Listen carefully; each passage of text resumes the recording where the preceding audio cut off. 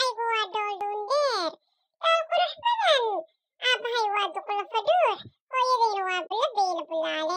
Waana idin heesayaa.